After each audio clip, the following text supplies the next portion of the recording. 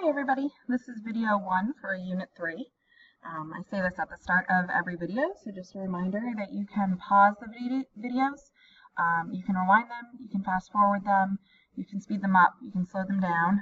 They should be closed captioned if you want to read along with the video so you can write down the notes.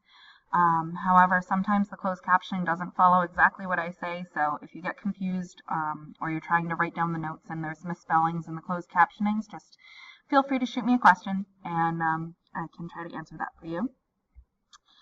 These are the vocabulary words for part 1. So these are the words that you're going to have your vocab quiz on this Friday, the 13th.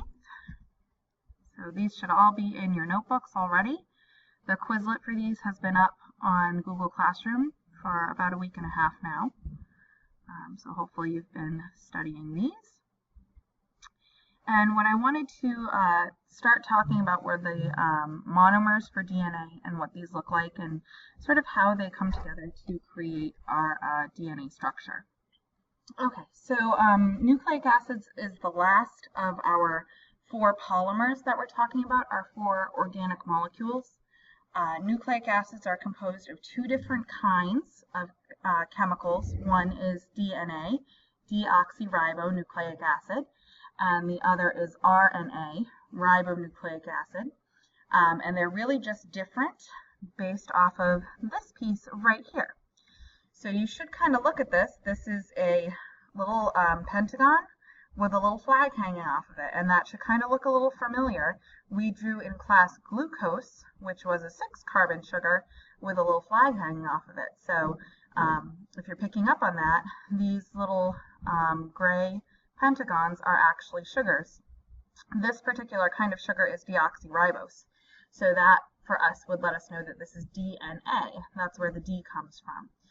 If this were RNA, this sugar would just be ribose. So take off that deoxy and just see R-I-B-O-S-E, that would be ribose. So it just has to do with how the sugar is arranged and how the molecules within the sugar are bonding across the strand of DNA. So yesterday we talked about monomers in class, and monomers being the smallest piece of a larger molecule. So for DNA, there are actually 4 different kinds of monomers, but they still have a particular monomer.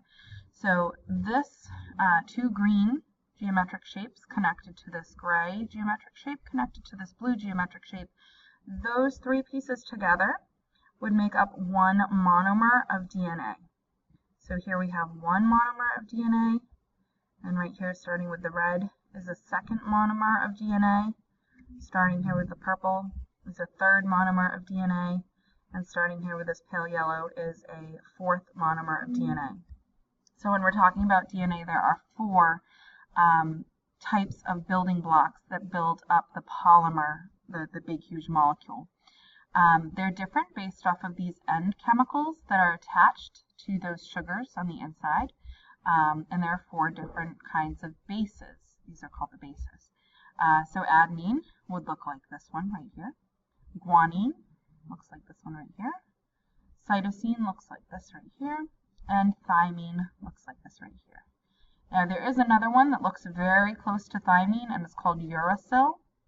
And that one only exists in RNA, ribonucleic acid. So the way that DNA works, the really short version of this molecule, is that if you take a 1 hexagon nucleotide, or 1 monomer, and a 2 hex and pentagon nucleotide, or a monomer, they will bond together. So adenine can bond together with thymine, and guanine can bond together with cytosine. And that's basically the whole way that DNA works. It just bonds together, adenine to thymine and guanine to cytosine always. And that's all it does. So that's sort of the very quick, undetailed version of DNA. So what we're actually going to look at is how these molecules bond together and what happens when they bond together, and what those very special bonds across the adenine to thymine and guanine to cytosine allow these monomers to do within the molecule of DNA. So just to wrap up here, there are 4 kinds of monomers for DNA: adenine, guanine, cytosine, and thymine. If we're talking about RNA, there would be a 5th one called uracil.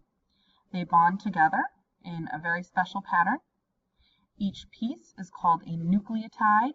So just like we had amino acids for proteins and monosaccharides for carbohydrates and glycerol fatty acid chains for lipids, one monomer of DNA would be a nucleotide, and there are the 4 different kinds right here. So it's a phosphate, a sugar, and one of 4 nitrogenous bases. One more time: phosphate, sugar, nitrogenous base, adenine, thymine, guanine, or cytosine. Phosphate, sugar, nitrogenous base.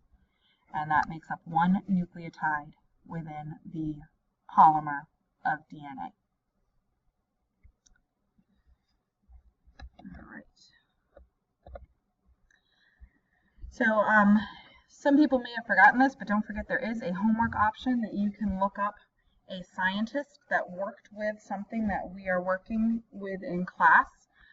So we talked about Newton, we talked about Einstein a little bit. You could have looked at Mendeleev, who made the periodic table, and now we're talking about a couple of scientists that worked with DNA and figured out what DNA looked like. So Chargaff, this is his last name. In science, we usually refer to scientists by their last name. When he was studying DNA and trying to figure out what DNA looks like, he came up with that the amount of A's, adenines, within the molecule were always equal to the amount of thymines within the molecule. And the amount of guanines within the molecule was always equal to the amount of cytosine within the molecule. And that was his research, was breaking down molecules of DNA and counting basically how many of each molecule was inside of it.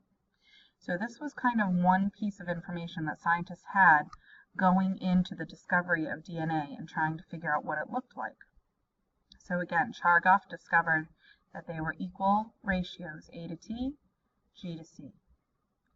The next scientist we have was Rosalind Franklin. She was kind of an underappreciated scientist. She was an X-ray photographer, and she took photographs of DNA using very dangerous at the time X-ray equipment. They didn't really know at this particular time that X-rays could damage cells and cause cancer. She did end up dying from her research before she was recognized for it. But this was her most famous picture that she took, and this is kind of a bird's eye view looking down on a DNA molecule using an X-ray scope. So she determined that there were pieces on the inside that kind of, if you look, are connected, sort of, like this, and that there's almost little rings you can see. So here's a ring in the middle, and then here's kind of a very faint ring right here, and then there's another faint ring right here, and we can go out again, there's a faint ring right here. So using this, we're going to stop the video here. It's only been 8 minutes, but I'm going to stop here. What I'd like you to do is, without looking if you can, use Chargaff and Franklin's data to see if you can come up with a model of what you think DNA might look like. So again, here are the building blocks. A's and T's are equal, G's and C's are equal, and here's looking down at the top of the molecule. So go ahead and see if you can draw it, and tomorrow we're going to talk about the 2 scientists who actually stole Rosalind's data and got famous off of it. So we'll talk about them tomorrow, and that is the secret of Photo 51. So we will talk about the intrigue and conspiracy theories that followed Rosalind until her death. So thank you for listening. Go back and study your vocab quiz Friday, and go ahead and see if you can draw your model of DNA. Thanks, guys.